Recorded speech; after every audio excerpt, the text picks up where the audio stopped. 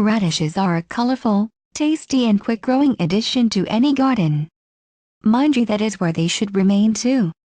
If you want a vegetable for the kids to grow, radishes are ideal because of their very fast-growing habit, but, like me, they probably won't like them, so couch your enticement to grow them in terms of they are doing it for the rest of the family. Radishes need a lot of moisture as they do not like hot, dry conditions. They, in fact, will be a milder taste if grown in cooler weather and be hotter when grown in hot weather. As folks do not usually consume lots of radish, just plant them at the ends of other rows of veg and that should provide enough of them.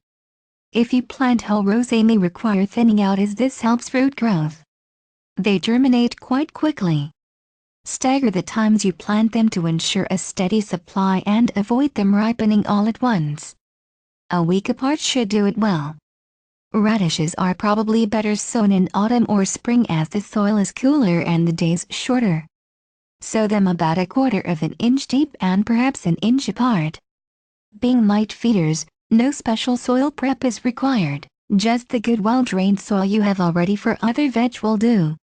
pH about 6.0-7.0 and keep the water up as this will encourage speed of maturation and this, in turn, improves the taste.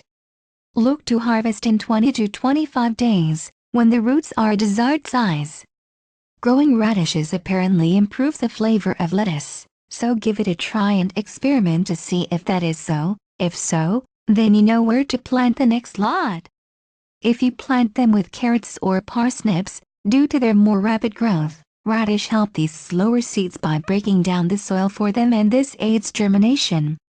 If you like this video, please share, like, and subscribe to our channel. Have a nice day.